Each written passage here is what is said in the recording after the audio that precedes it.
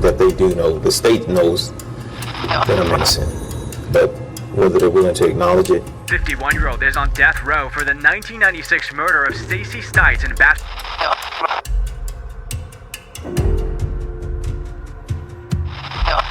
Before we started, I have something to confess that this case didn't come from the news, it came from you. A dedicated viewer of this channel reached out and said, please, look into Rodney Reed, and what we found shook us to the core. Thanks a lot for giving us the idea for the video. If you have any news case want us to investigate with, please feel free to comment down below your thoughts. You've heard of wrongful convictions before, but not like this. A man on death row for nearly 30 years, DNA never tested, a fiancé with a violent past.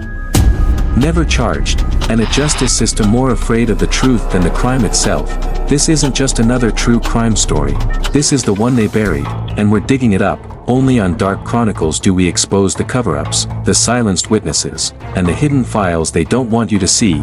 This is the most complete breakdown of the Rodney Reed case. Welcome to Dark Chronicles, where shadows hide the truth. Picture this, April 23, 1996. A quiet, working-class town, just east of Austin. The kind of place where people leave their doors unlocked and crime is something that happens on TV. But that illusion shattered when the body of 19-year-old Stacey Stites was found dumped by a rural road, strangled with her own belt, her clothing in disarray. The town's heart stopped, and its sense of justice would never be the same. Stacey was a young, white woman engaged to a local police officer. A high school athlete, a bright light. Her death sent shockwaves through the community. But what happened after would divide it forever. Within weeks, DNA found inside Stacey's body pointed to a man named Rodney Reed, a 28-year-old African-American with a minor criminal history but no violent convictions. Police believed they had their man. A quick arrest, a public sigh of relief. But what if I told you? The truth was far more complicated. Rodney Reed admitted to having a relationship with Stacey. A secret one. One built on mutual affection, but hidden from the public, especially from her fiancé, Jimmy Fennell, a white police officer with a reputation for being possessive. Reed said the sex was consensual. The prosecution called it rape. And in 1998, 2 years after Stacey's death, a jury, 9 white jurors, 3 black, found Reed guilty of rape and murder. He was sentenced to death, but here's where things begin to unravel. No physical evidence tied Reed to the murder scene. No fingerprints, no fibers, no eyewitnesses placing him with Stacey on the day of her death. Just that DNA. And a theory the prosecution wouldn't let go, that a stranger, a black man, had somehow abducted a woman engaged to a cop in the early morning hours, raped her, murdered her, and left no trace, except semen. Over the next 2 decades, cracks formed in the case. Witnesses came forward claiming Stacey had confided in them about her secret relationship with Reed. Others described Fennell as controlling, even violent. Then, in a jaw-dropping twist, a former inmate alleged Fennell had confessed to the murder in prison, saying, quote, "She deserved it. She was sleeping with a black man." It shook the entire foundation of the original conviction. So, is Rodney Reed a predator who hid behind claims of a relationship? Or is he a scapegoat, a black man convicted by a system too quick to close a case, too blind to the possibility of police misconduct? Let's rewind to the morning of April 23, 1996. Stacey Stites was supposed to work the early shift at the H-E-B grocery store in Bastrop. But she never made it. Her pickup truck was found abandoned in a high school parking lot. A few hours later, a passerby discovered her body in the brush near a country road. She had been strangled with a piece of her own braided leather belt, part of it still around her neck, the rest found later in the truck. There were signs of sexual activity, but no bruises, no wounds consistent with a violent struggle, raising an early question: was this really a rape? Bastrop PD called in Texas Rangers and state investigators. And that's when the narrative began to harden. Stacey had been engaged to Officer Jimmy Fennell. To outsiders, they seemed like the picture of small-town love. But friends told a different story, about control, jealousy, and a relationship under strain. Still, Fennell was never officially treated as a suspect. Then, months into the investigation, the DNA from Stacey's body came back. It matched Rodney Reed. To law enforcement, that was enough. They painted Reed as a violent offender with a pattern. They pointed to a pending charge of sexual assault, though it hadn't resulted in a conviction. They told the media that Reed was a predator, that he had attacked before and would again. But what they didn't say, what the jury never fully heard, was that some of those prior accusations had already been dismissed or were riddled with inconsistencies. Rodney Reed's defense team argued that he and Stacey had been in a consensual relationship, something they had to keep secret because of her fiancé. Several witnesses came forward saying they saw Stacey and Reed together, even affectionate in public. But many of these witnesses weren't called during the original trial. Why? Because the court ruled much of it inadmissible, hearsay, they claimed. Crucial context never reached the jury. Meanwhile, Fennell's own credibility would come under intense scrutiny years later. In 2007, more than a decade after Stacey's murder, Jimmy Fennell was arrested for an unrelated incident, this time, as the perpetrator. He was convicted of kidnapping and sexually assaulting a woman while on duty as a police officer. He served 10 years in prison. It raised a terrifying possibility. Had the wrong man been on trial all along? In 2014, a former inmate named Arthur Snow came forward. He claimed that while serving time with Fennell, he heard him confess to killing Stacey. The alleged motive? Discovering her relationship with a black man, Rodney Reed. "I had to kill my fiancée," Snow said Fennell told him. "She was sleeping with that Nigeria." It was the kind of statement that, if true, could flip the entire case upside down. But was it credible? That's where the debate rages. In 2015, the Innocence Project took on Reed's case. They filed motion after motion, citing withheld evidence, flawed forensic testimony, and potential misconduct. They argued that newer science debunked the prosecution's timeline. Specifically, that the DNA evidence found in Stacey's body could have been deposited more than 24 hours before her death, not necessarily the morning she died. If true, it would destroy the theory that Reed raped and killed her during an early morning ambush. In November 2019, just days before Rodney Reed was set to be executed, public outrage exploded. Over 3 million people signed a petition calling for a stay of execution. Celebrities like Kim Kardashian, Rihanna, and Dr. Phil used their platforms to demand justice. Lawmakers, Democrats and Republicans alike, called for a new trial. And the Texas Court of Criminal Appeals responded. They hit the brakes. Reed's execution was halted. His case was reopened. But that didn't mean he was free. In fact, as of today, he remains on death row, waiting for the legal system to finally make up its mind. Is he guilty beyond reasonable doubt, or the victim of one of the most tragic miscarriages of justice in Texas history? In 2021, the U.S. Supreme Court agreed to hear Reed's appeal, not based on innocence, but on a technicality. Whether the state violated his rights by refusing to test key evidence for DNA. The belt used to strangle Stacey, for example, has never been tested for other DNA profiles. Let that sink in. The murder weapon. Untested. Even as a man's life hangs in the balance, so.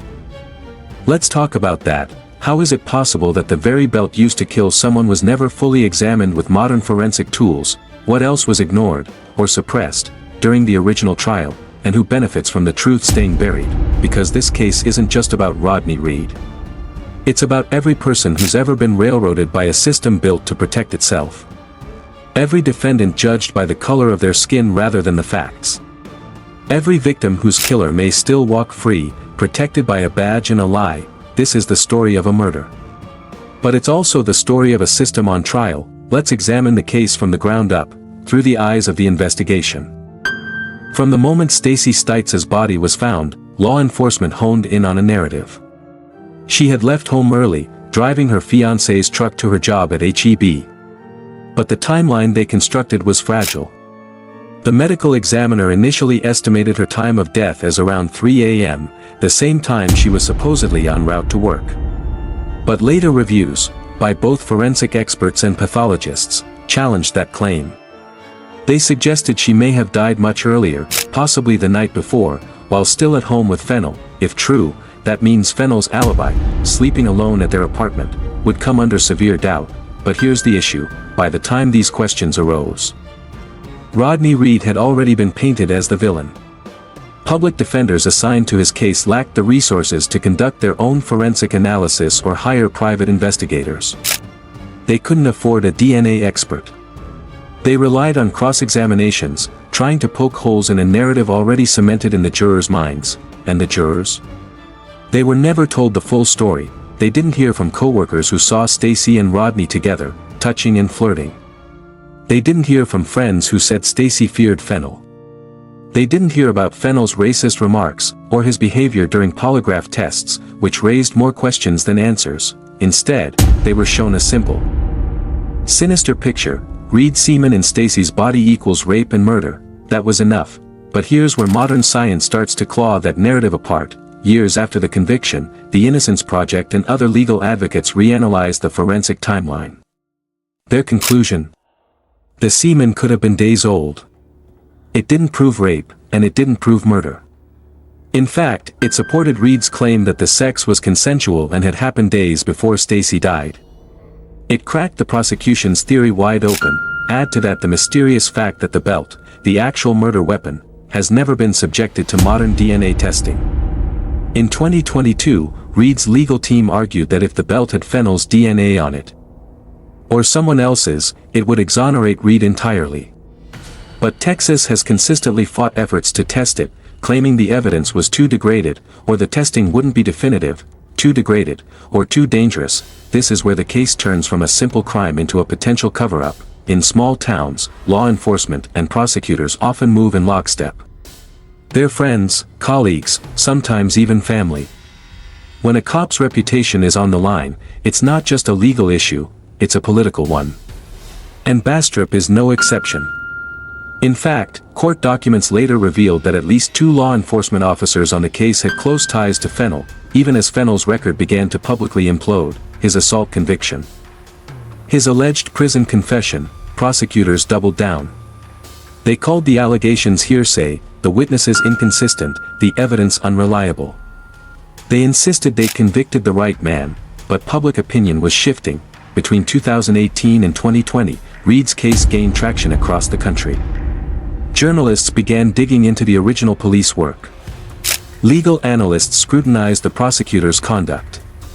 And then, in a critical moment, Texas's own Forensic Science Commission ruled that the expert testimony used to convict Reed was outdated and scientifically invalid by modern standards. Let that sink in. The very science used to secure the death sentence was no longer considered credible. And yet, Rodney Reed remains behind bars. Today, his case represents something larger than guilt or innocence. It's a pressure point in a broken system.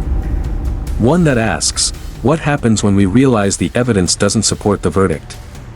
What do we do when the truth no longer fits the story we've told ourselves? For Reed's family, it's been a never-ending nightmare.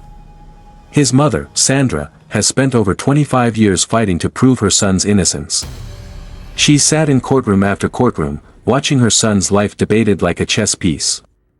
She's knocked on politicians' doors, begged reporters to listen, cried on the steps of the Capitol, and yet, justice remains just out of reach. In 2023, Reed's attorneys filed yet another appeal, demanding DNA testing on the belt, the clothes, and other unexamined evidence. The state pushed back. Again. Saying it would open the floodgates to endless re-examinations, but maybe. That's exactly what needs to happen, because if Rodney Reed didn't kill Stacey Stites, then someone else did.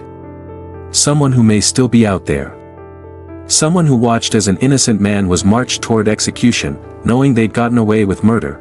And if that doesn't scare you, it should. This isn't just a Texas story, this is an American story, a story of bias, silence, and power. A story about how quickly a man's life can be taken, not by a killer in the dark, but by the courtroom lights. In the next chapter, we'll look at the trial itself, the courtroom drama, the strategy, the omissions. The moments where everything could have turned, but didn't. When Rodney Reed's trial began in 1998, the courtroom in Bastrop County was already heavy with assumption. Reed had been behind bars for nearly 2 years. The media had long branded him as a suspect. By the time jurors were selected, they weren't walking into a question, they were walking into a story already half-written. The prosecution opened strong: a white woman murdered, a black man's DNA inside her, no clear alibi. They didn't need to build a motive, they leaned into fear. They framed it as a random act of violence, a brutal ambush committed by a man with a history. The words they used were calculated. Not just sexual assault, but predatory. Not just murder, but animalistic. Subtle language, echoing centuries of racial bias in American justice. Then came the forensic testimony, at the time, unchallenged. Experts claimed that the semen's presence was consistent with rape shortly before death. That it was fresh. That it couldn't have been consensual. But what the jury didn't know, what modern science would later reveal, is that those conclusions weren't rooted in hard biology. They were estimates. Subjective interpretations. No definitive test had been done to time the intercourse precisely. Today, we know sperm can be present up to 72 hours after sex, something even medical textbooks confirm, but back then? The state sold the illusion of certainty. Meanwhile, the defense team struggled. Underfunded. Under-equipped. Outmatched. They had witnesses, people who saw Stacey and Rodney together, who believed their relationship was real. But one by one, those voices were ruled out. The judge barred testimony about the affair as hearsay or irrelevant. Defense experts were limited. Alternate suspects. Off the table. Even Fennell, whose history of violence would later become public knowledge, was presented as a grieving fiancé, nothing more. In one damning moment, the prosecution even used Reed's silence against him. When first confronted by police, Reed asked for a lawyer. He didn't speak. Legally, that's his right. But in court, the silence was framed as guilt. The prosecution told jurors, what kind of innocent man doesn't speak up? And the jury nodded. It was a classic sleight of hand, turning a right into a weapon, and then came the prior accusations.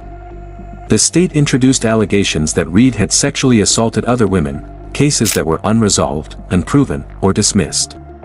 But in a courtroom that already felt hostile, the implication was enough. The defense fought to exclude them. They lost. One juror would later admit that those other cases influenced her decision more than the evidence in Stacey's murder. By the time closing arguments rolled around, the state didn't offer new revelations. They didn't need to. They leaned into the fear they'd already sown. They painted Reed as a violent outsider. An opportunist. A monster. And the jury delivered the verdict quickly, guilty of capital murder. Sentence, death. Sandra Reed collapsed in the courtroom. Outside, reporters scrambled for sound bites. Inside, Rodney stared blankly ahead. He'd said from the beginning, I didn't kill her. But in Bastrop County, that didn't matter anymore. What followed was years of silence. Appeals denied. Motions buried. The public moved on. For a while, then came the cracks. In 2001, a new witness emerged, a cousin of Stacey's, who said she knew about the relationship with Rodney. Then another. Then a friend. And a neighbor. People started asking, why hadn't these witnesses been called during trial? Why were they dismissed? And most damning of all, why hadn't Fennell ever been seriously investigated? By 2007, when Fennell was convicted of kidnapping and sexually assaulting a woman during a police call, the doubts turned to disbelief. He'd used his badge to lure a woman into his squad car, taken her to a secluded location, and forced himself on her. Sound familiar? To some, it sounded like a pattern. More witnesses came forward. Another man incarcerated with Fennell said he'd heard the confession. More experts dismantled the state's forensic timeline. The theory that Reed raped and murdered Stacey at 3 a.m. falling apart. By 2015, the Innocence Project filed a sweeping motion to overturn the conviction. They included new affidavits, scientific rebuttals, and sworn testimony from multiple individuals who supported Reed's claim of innocence. Still, Texas held the line. Then came the national spotlight. In 2019, Reed's case exploded into public view. Dr. Phil aired a special. Kim Kardashian tweeted. The hashtag Free Rodney Reed trended globally. Politicians weighed in. Protests formed outside the governor's mansion. And as the execution date loomed, November 20th, 2019, pressure mounted to unbearable levels. 5 days before the scheduled death, the Texas Court of Criminal Appeals intervened, execution stayed, hope returned. The court ordered a review of the case, citing new evidence and compelling constitutional questions. The world exhaled. But Reed was not exonerated. He wasn't released. He remained in a concrete cell, waiting for the next chapter. As of 2025, that chapter still hasn't fully arrived, because for all the headlines, all the outrage, and all the facts that have emerged, Rodney Reed is still on death row. Not convicted by irrefutable proof, but by a combination of outdated science, questionable testimony, and a system that often fears retraction more than it fears getting it wrong. So, let's be clear, this case isn't just about one man, it's about how the American justice system handles doubt, how it handles race, and how it handles the unbearable weight of admitting a mistake. Let's now move beyond the trial, to the national reckoning that followed, because once Rodney Reed's case became national news, it sparked something deeper than a legal debate. It became a mirror. A reflection of how many Americans had come to distrust the criminal justice system, especially when it came to race, power, and life or death decisions. And it wasn't just activists or celebrities raising their voices. Retired judges, former prosecutors, even conservative lawmakers, people who had built careers defending capital punishment, came forward saying, "This one doesn't feel right." In fact, over 40 individuals from Texas law enforcement, including prosecutors and police chiefs, signed letters urging a halt to the execution. Their message was clear: the system had failed before, and it was failing again. It wasn't about politics. It was about conscience, but that's what makes this story so difficult, because when you strip away the headlines and outrage, what you're left with is a man who says he's innocent. And a system terrified to admit it may have been wrong. It's a familiar fear in the American justice system. The fear that pulling one thread will unravel more than just one case. That admitting Rodney Reed didn't kill Stacey Stites might call into question every rushed trial, every biased investigation, every courtroom that leaned too hard on shaky science or public panic. But let's talk facts, uncomfortable as they are. Fact 1, the murder weapon, Stacey's belt, has never been tested for DNA. Not in 1996. Not in 1998. Not in 2009. Not in 2025. Texas has consistently blocked efforts to test it, citing chain of custody concerns and the fear of degradation. But experts argue that modern DNA tools are more sensitive than ever, and that even partial results could change everything. Fact 2, at least 10 witnesses have come forward to testify that Stacey and Rodney were in a consensual relationship. Some of these individuals were never interviewed. Others were dismissed by the court as not relevant. Fact 3, Jimmy Fennell's history of violence was kept from the jury. His later conviction for kidnapping and sexual assault mirrors elements of Stacey's case, and raises the possibility that her killer was someone far closer to home. Fact 4, the timeline the prosecution built has collapsed under scientific scrutiny. Experts now agree that semen can remain viable in the body for over 72 hours, meaning the DNA proves contact, not crime. Fact 5, the state's forensic expert has since recanted his testimony. You heard that right, the very man whose testimony helped convict Reed now says he would not offer the same conclusions today. That he was wrong, and yet, despite all this, Reed remains in prison, still waiting. Still hoping. Still fighting. His legal team continues to file appeals. New motions are heard. Old evidence is reviewed. But time is cruel. Every year that passes, witnesses die.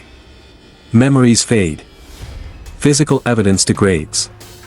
And the political cost of reversal only grows steeper. In 2023, the U.S. Supreme Court ruled in favor of allowing Reed's team to seek DNA testing in federal court, a narrow but crucial win.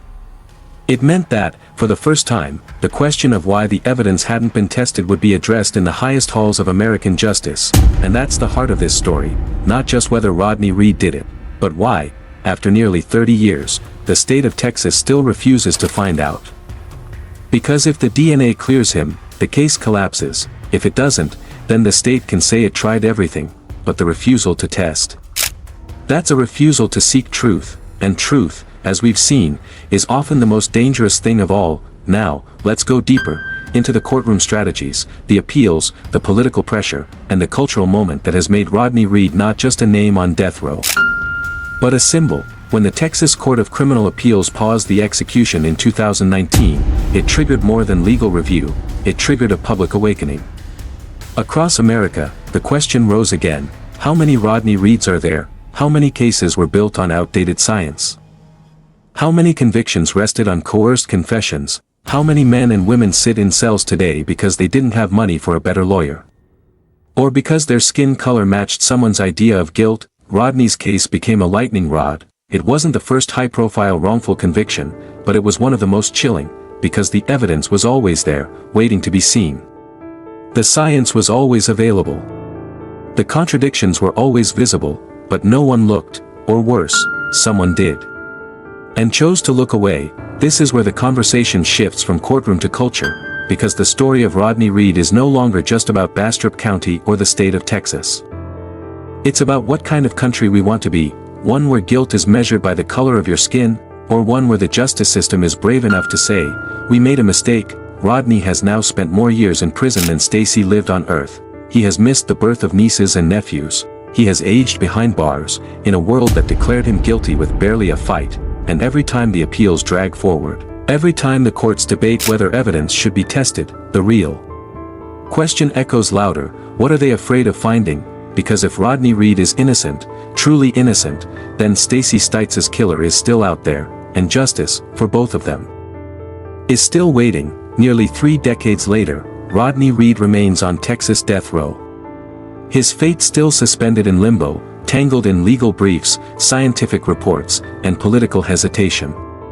But the case is no longer a quiet injustice. It's a roaring indictment. A symbol of every flaw, every blind spot, every fear that keeps the machinery of capital punishment grinding forward. No matter the cost, we know the questions.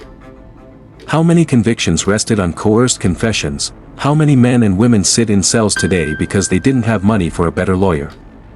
Or because their skin color matched someone's idea of guilt? Rodney's case became a lightning rod. It wasn't the first high-profile wrongful conviction, but it was one of the most chilling, because the evidence was always there, waiting to be seen. The science was always available. The contradictions were always visible, but no one looked, or worse, someone did.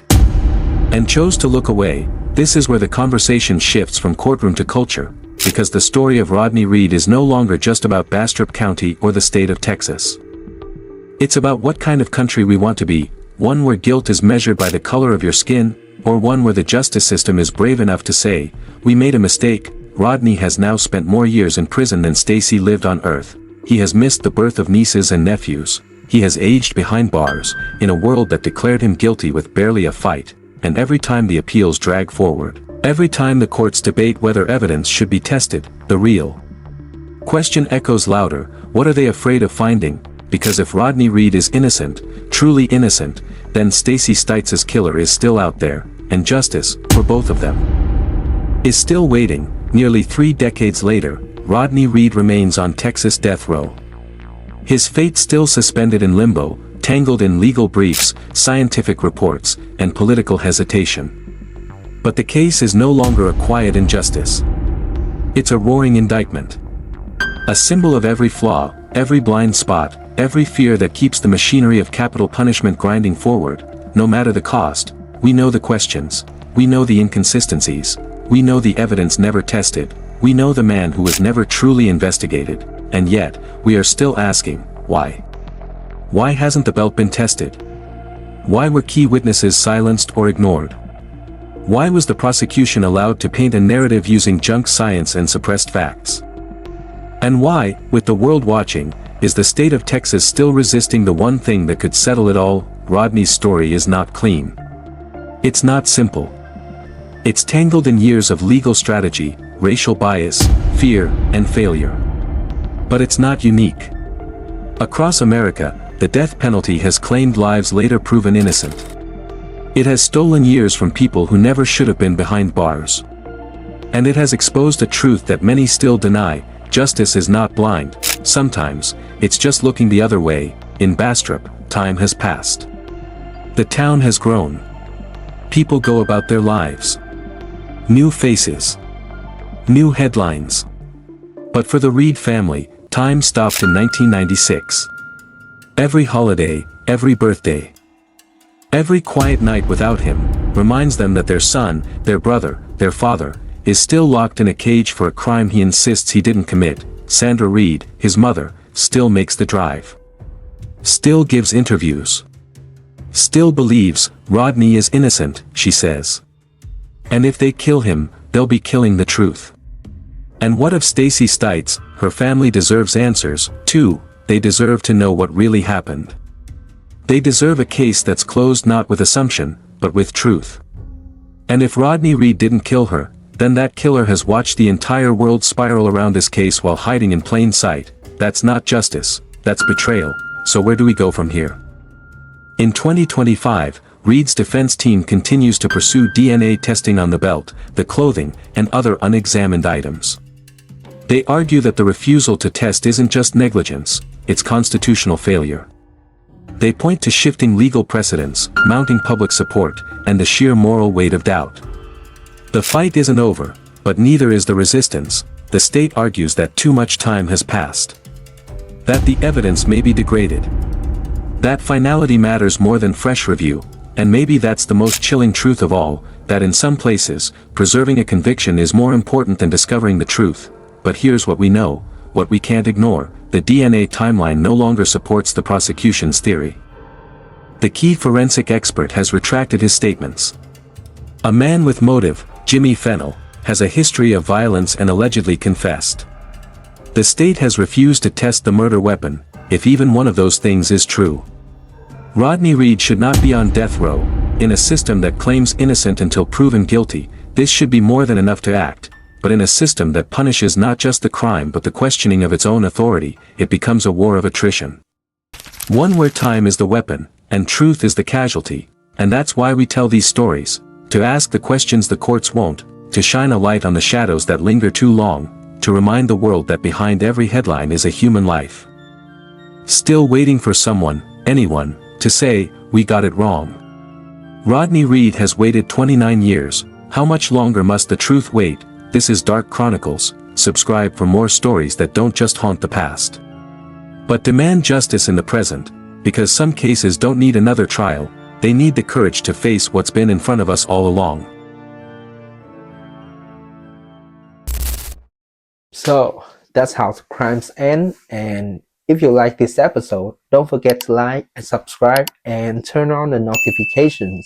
If you want me to do some special crimes in all over the world, comment down below, or you can send us direct through email, and I will see you in all my videos. See ya!